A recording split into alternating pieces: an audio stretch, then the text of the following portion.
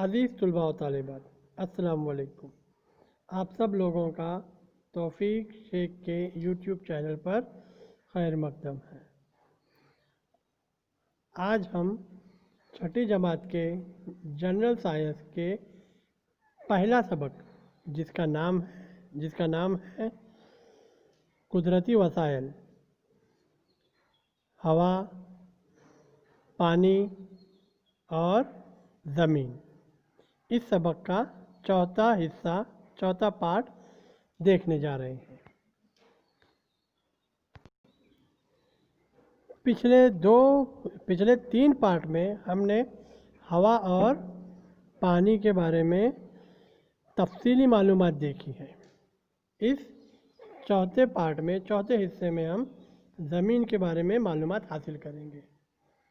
आप लोगों ने ज़मीन तो देखी ही होगी। ज़मीन पर आपको क्या नज़र आता है? ज़मीन पर आपको मिट्टी, पत्थर, बड़ी चट्टानें नज़र आती हैं। कहीं ज़मीन हमवार नज़र आती है, कहीं पर पहाड़ या चट्टानें नज़र आती हैं। इंसान और तमाम बर्री हैवानात ज़मीन पर रहते हैं। बर्री हैवानात मतलब ज़मीन पर रहने वाले हैवानात। कुछ बर्री हैवानात रहने के लिए ज़मीन में बिल बनाते हैं। चूहे के बारे में आपको पता ही होगा, चूहा बिल में रहता है। इसी तरह जंगल में मौजूद नबातात और हैवानात भी ज़मीन का इस्तेमाल करते हैं। ज़मीन से हासिल होने वाली मादनियात, मादनी तेल और गैसें भी हमारी ज़िंदगी में बहुत अहमियत रखती हैं। अब आप लोगों को पता ही होगा कि हम ये जो लोहा, तांबा या दीगर जो धातें हैं, ये धातें हमें ज़मीन से ही हासिल होती हैं। यानी ज़मीन हमारे लिए और इस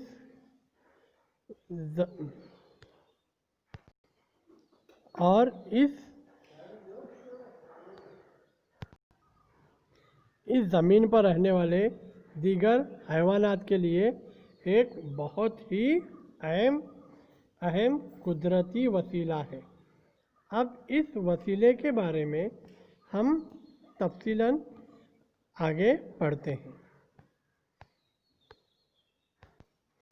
ज़मीन की साख्त समझने के लिए हम एक छोटी सी सरगर्मी करते हैं।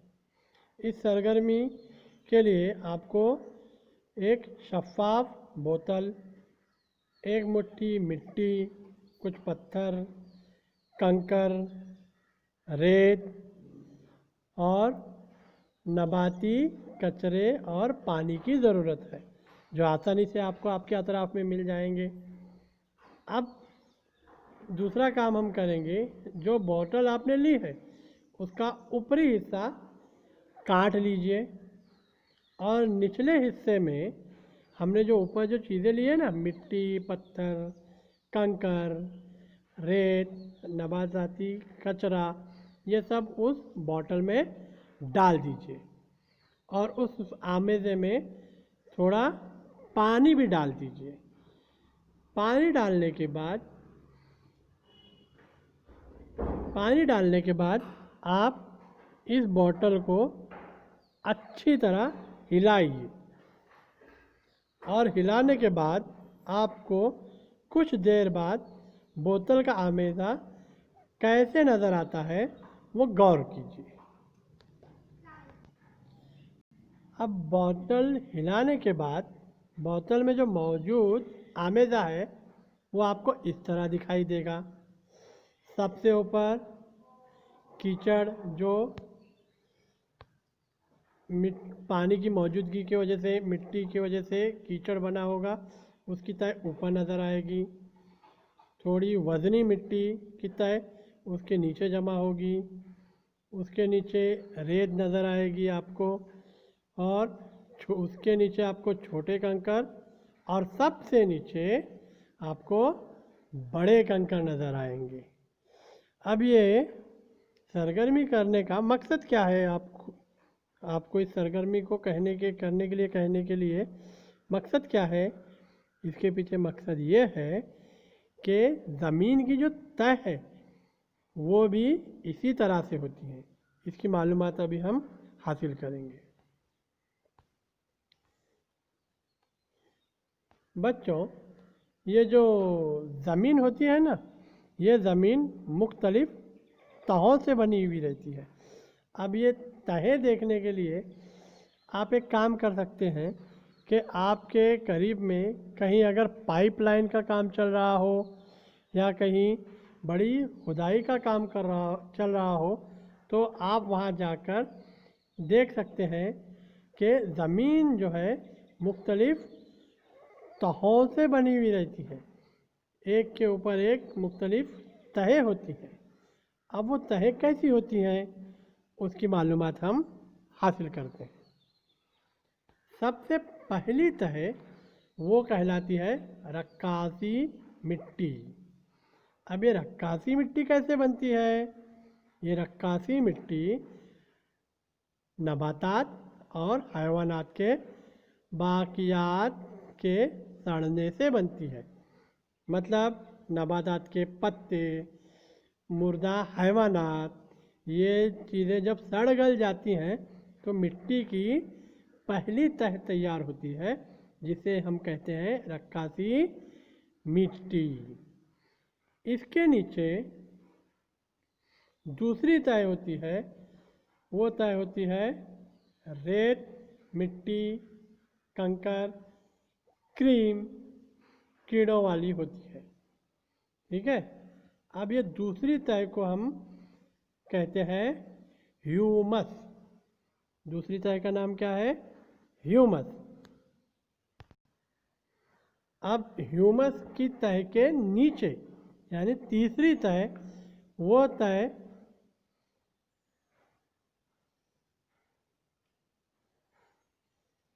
مٹی، چٹانیں اور پتھر کے ٹکڑے ہوتے ہیں۔ یہ تہ غیر پختہ مٹی کی تہ کہلاتی ہے۔ یہ تیسری تہ ہے بچوں۔ ٹھیک ہے؟ کیا ہوتا ہے اس میں؟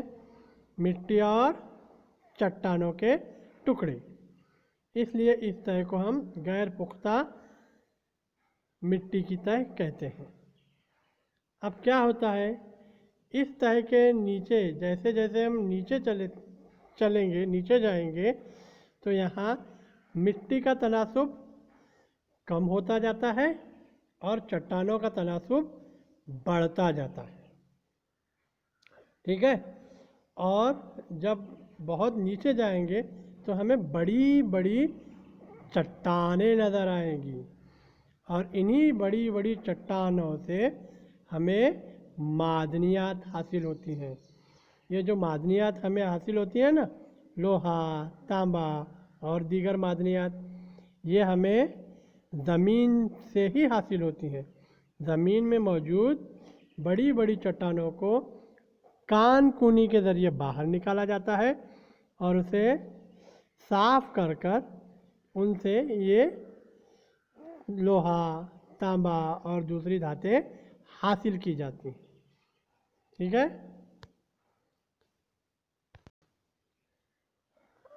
مختلف مٹی کا رنگ اور چٹانوں کی ساخت یہ مختلف ہوتی ہے۔ یہ اس علاقے کی آب و ہوا پر موجود ہے۔ مختلف علاقوں میں جو مٹی ہوتی ہے وہ مختلف ہوتی ہے۔ آپ کو پتہ ہوگا کہیں کالی مٹی ہوتی ہے، کہیں ریتیلی مٹی ہوتی ہے۔ ٹھیک ہے؟ تو یہ مٹی کی جو ساخت ہوتی ہے، مٹی کا جو رنگ ہوتا ہے، وہ اس علاقے کی چٹانوں کی ساخت کے لحاظ سے ہوتا ہے۔ ٹھیک ہے بچوں؟ یہ امپورٹنٹ پوائنٹ ہے، آپ اپنی بیاضوں میں نوٹ کرتے چلیں، کیونکہ آگے آپ جب سوال جواب لکھیں گے تو ان پوائنٹ کی آپ کو مدد ملے گی۔ اس خاکے کی مدد سے ابھی جو ہم نے مٹی کی تہ کے بارے میں پڑھا ہے وہ اس ڈائیگرام میں آپ کو دکھائی گئی ہے، ٹھیک ہے؟ تو یہ ڈائیگرام غور سے دیکھو، یہ ڈائیگرام، یہ خاکہ، یہ شکل آپ کو امتحان میں بھی پوچھی جا سکتی ہے۔ بچوں، تب سے ہم زمین کی بناوٹ کے بارے میں دیکھ رہے ہیں، اس میں ایک لفظ بار بار آیا ہوا ہے، ہم بار بار یہ کہہ رہے ہیں مٹی مٹی مٹی۔ کیا ہوتی ہے یہ مٹی؟ آپ کو پتہ بھی ہے یہ مٹی کیسے بنتی ہے؟ یہ مٹی بننے کا جو عمل ہے نا بچوں، یہ قدرتی عمل ہے اور بہت سست عمل ہے، ٹھیک ہے؟ اب مٹی کیسے بنتی ہے؟ مٹی بنتی ہے چٹانوں کی جھیج سے۔ جھیج کا مطلب معلوم ہے بچوں آپ کو؟ جھیج مطلب گھسنا۔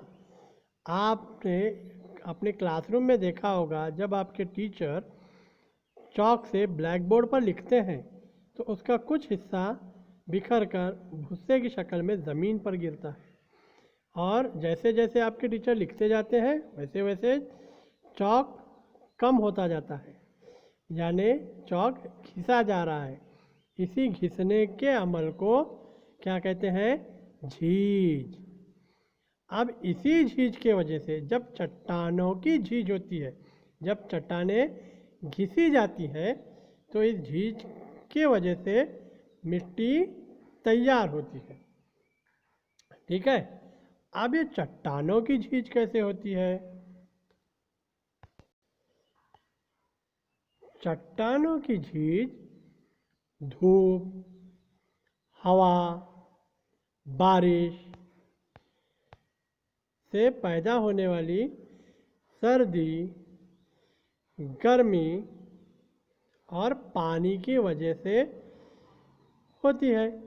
جیسے ابھی کسی چٹان پر سے یا بڑے پہاڑ پر سے جب پانی بہتا ہے یا ہوا چلتی ہے یا وہاں پر دھوپ گرتی ہے تو اس چٹان کی جھیج ہوتی ہے، اور اسی جھیج کی وجہ سے پہلے بڑی بڑی چٹانیں کنکر میں تبدیل ہوتی ہیں، پھر وہ کنکر ریت میں تبدیل ہوتے ہیں، پھر وہ ریت مٹی کی شکل اختیار کر لیتی ہے۔ اب اس جھیج کے عمل میں کچھ خوردبینی جاندار، کریم اور کیڑے وغیرہ بھی حصہ لیتے ہیں۔ آپ کو پتہ ہی ہے کہ چوہے، گھوس جیسے کترنے والے حیوانات بھی ان چٹانوں کی جھیج کرتے ہیں اور مٹی تیار کرنے میں اپنا رول ادا کرتے ہیں، ٹھیک ہے؟ اب زمین پر پائے جانے والے جو درخت ہوتے ہیں نا بچوں، یہ درخت کی جو جڑیں ہوتی ہیں ان کی مدد سے بھی چٹانوں کی جھیج ہوتی ہے، یعنی یہ جو مختلف چیزیں ہیں ان سے چٹانوں کی جھیج ہوتی ہے، اور اس چٹانوں کی جھیج کی وجہ سے مٹی بنتی ہے۔ اب آپ سوچ رہے ہوں گے کہ اتنا جو وقت لگتا ہے ہوا کے بہنے کی وجہ سے، پانی کی وجہ سے، دھوپ کی وجہ سے مٹی تیار ہوتی ہے، تو یہ مٹی تیار ہونے کا عمل جو ہے نا بچوں، یہ بہت ہی سست ہے لیکن مسلسل جاری رہتا ہے۔ بچوں، اور ایک بہت ضروری پوائنٹ، پختہ مٹی کی 2.5 سینٹی میٹر موٹی تہ تیار ہونے کے لیے تقریباً 1000 سال درکار ہے بچوں۔ یعنی آپ سوچئے صرف اور صرف 2.5 سینٹی میٹر यानी 2.5 सेंटीमीटर की मोटी तय तैयार होने के लिए कितना अरसा दरकार है? 1000 साल का अरसा दरकार है। ये तो सोचिए बच्चों, मिट्टी तैयार होने के लिए कितना अरसा दरकार है। और मिट्टी हमारे लिए एक ज़रूरी चीज़ भी तो है, क्योंकि उसी मिट्टी पर हम ज़राअत करते हैं, फसलें उगाते हैं, उसी मिट्टी पर नबातात बड़े होते हैं, उन नबातातों से हमें फल फूल हासिल होते हैं। यानी ये मिट्टी एक बहुत ज़रूरी चीज़ है और ये मिट्टी तैयार होने का अमल बहुत सुस्त है। यानी ये मिट्टी हमारे लिए बहुत इम्पोर्टेंट है, ज़रूरी है। लेकिन होता क्या है, ये मिट्टी सैलाब, आंधी, कानकुनी जैसे कामों की वजह से मिट्टी की तय कम अरसे में ख़त्म होने लगती है। आपने देखा ही होगा कि जब आंधी चलती है, तेज़ हवा चलती है, तो मिट्टी उड़कर चली जाती है। सैलाब में जब पानी बहकर आता है तो वो भी अपने साथ मिट्टी बहा ले जाता है और मिट्टी कम हो जाती है, मिट्टी की तह कम हो जाती है। तो इस चीज़ों से मिट्टी को बचाना ज़रूरी है, क्योंकि मिट्टी अगर बहकर चली गई तो हमारे लिए मसला होगा। तो ये मिट्टी के बहाव को रोकने के लिए हमें क्या करना चाहिए? हम एक काम कर सकते हैं, क्या कि उस मिट्टी की तह को नबातात से ढक सकते हैं। अब नबातात से ढकने का मतलब क्या? यानी हमें मुख्तलिफ़ किस्म के नबातात ज़मीन पर उगाने चाहिए, घास उगानी चाहिए। अब ये घास और नबातात क्या करते हैं बच्चों? इनकी जो जड़ें होती हैं, वो जड़ें ज़मीन पर मौजूद मिट्टी को पकड़ी रहती हैं, जिसके वजह से आंधी आने की वजह से या सैलाब आने की वजह से ज़मीन की मिट्टी बहकर दूसरी जगह नहीं जाती और ज़मीन की मिट्टी की झीज रोकी जा सकती है। और ज़मीन की मिट्टी की झीज रोकने की वजह से हमें ही उसका फ़ायदा हासिल होता है। उस मिट्टी पर हम ज़राअत कर सकते हैं, नबातात उगा सकते हैं और दीगर बहुत ही कारआमद चीज़ें कर सकते हैं। तो यहाँ पर अपना तीसरा पॉइंट ज़मीन ये मुकम्मल होता है। हमने तीनों जो कुदरती वसाइल हैं, हवा, पानी और ज़मीन, इसके बारे में तफसीली मालूमात हासिल कर ली है। उम्मीद है कि आप लोग ये इसके ज़रूरी पॉइंट जो हैं बयानों में लिखे होंगे। चलिए बच्चों, अब इस सबक का आखिरी हिस्सा जो इम्पोर्टेंट पॉइंट है, हम उस पर एक नज़र डालते हैं। जैसे सबक की शुरुआत से ही पहले और दूसरे पॉइंट से पार्ट से हम देख रहे हैं कि ज़मीन पर कुल कितनी ज़मीन मौजूद है, कुर्रे अर्ज़ पर कितनी ज़मीन है, पीने लायक पानी कितना है, और हवा में जो मुख्तलिफ़ गैसों का जो परसेंटेज है, फ़ीसद है, उसमें हमें इस्तेमाल होने वाली गैस यानी कि ऑक्सीजन गैस कितनी है। ये सब चीज़ें इस टेबल में दिखाई गई हैं। ज़रा गौर से देखो बच्चों और समझने की कोशिश करो। ये इस कुर्रे अर्ज़ पर हमने जैसे देखा था पहले ही हिस्से में, कुर्रे अर्ज़ पर 71% यानी 71% पानी है और सिर्फ 29% ज़मीन है। ये हमने पहले हिस्से में देखा था। और दूसरे हिस्से में हमने देखा था कि जो कुल पानी इस सतह ज़मीन पर मौजूद है, उसमें सिर्फ 0.3% पानी پینے کے قابل ہے، جسے ہم میٹھا پانی کہتے ہیں، یاد ہے آپ کو؟ کیونکہ جو ٹوٹل پانی اس زمین پر موجود ہے اس کا 97% یعنی 97% پانی تو کھارا پانی ہے، اور 2.7% پانی یہ یا تو زیر زمین ہے یا تو برف کی شکل میں موجود ہے، اور پینے کے قابل پانی صرف 0.3% ہے۔ اور تیسرے حصے میں ہم نے گیسوں کے حصے میں دیکھا تھا کہ ٹوٹل جو گیسیں ہیں اس میں سے صرف 21.03% گیس آکسیجن ہے، جسے ہم کس لیے استعمال کرتے ہیں بچوں؟ یاد آیا کچھ؟ ہم عمل تنفس کے لیے استعمال کرتے ہیں، یعنی اس کرۂ زمین پر ہمارے استعمال کے لیے اتنی چیزیں موجود ہیں، ٹھیک ہے؟ یہ جو قدرتی وسائل ہیں ہمارے لیے کافی ہے، برابر، لیکن کب تک؟ جب تک ہم انسان اپنی ہوس پر قابو رکھتے ہیں۔ کیا ہو رہا ہے؟ ہم حد سے زیادہ ان چیزوں کا استعمال کر رہے ہیں اور ہم یہ سمجھ بیٹھے ہیں کہ یہ سب چیزیں ہمارے ہی لیے ہیں۔ نہیں بچوں، یہ سب چیزیں ہمارے ساتھ ساتھ اس زمین پر رہنے والے دوسرے جانداروں کے لیے بھی ہیں، ہمیں ان کا بھی تو خیال رکھنا چاہیے۔ نہیں تو صرف زمین ہے، بلڈنگیں بنائے جا رہے ہیں، جنگل کاٹے جا رہے ہیں، دوسرے نباتات اور حیوانات کا کیا؟ تو ہمیں اپنی ہوس پر قابو رکھنا چاہیے، اور یہ جو ہوا، پانی، زمین صرف ہمارے لیے نہیں بلکہ دوسرے جانداروں کے لیے بھی ہے، یہ اس بات کا خیال ہمیں رکھنا چاہیے۔ اور یہ قدرتی وسائل جو ہمیں ملے ہیں، زمین، ہوا، پانی، اس کا کفایت سے استعمال کرنا چاہیے، ضرورت ہو جتنی ہو اتنا ہی ان چیزوں کا استعمال کرنا چاہیے، اور اس سے کیا ہوگا؟ ان قدرتی وسائل کا تحفظ ہوگا اور اس کرۂ ارض پر سب جانداروں کی زندگی خوشحال ہوگی۔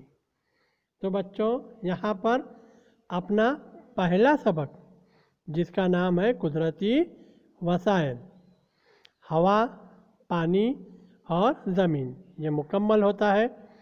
اس کی مشقی سوالات حل کرنے کی کوشش کریں، اور امید ہے کہ آپ کو میرا یہ ویڈیو پسند آیا ہوگا۔ پسند آیا ہے تو ضرور لائک اور کمنٹ کریں، اور شیئر تو ضرور کریں بچوں، کیونکہ اس سے آپ کا بھی فائدہ ہوگا اور آپ کے دوسرے دوستوں کا بھی فائدہ ہوگا۔ اور میرا چینل سبسکرائب ضرور کریں۔ سبسکرائب کیسے کرنا ہے یہ میں پہلے بھی بتایا ہوں، میرے چینل کے سائڈ میں لال سبسکرائب کا بٹن دکھائی دے گا آپ کو، وہ سبسکرائب کیجئے، اور گھنٹی کا جو نشان ہے وہ ضرور دبا دیجئے۔ وہ کیوں؟ کیونکہ جب میں اگلا ویڈیو اپنا اپلوڈ کروں گا تو آپ کو خبر مل جائے گی۔ جلدی ہی میں اپنا دوسرے سبق کا ویڈیو اپلوڈ کرنے والا ہوں۔ تو اپنا خیال رکھیے بچوں، اور پڑھائی میں دل لگائیے، ٹھیک ہے؟ تو چلیے، اللہ حافظ۔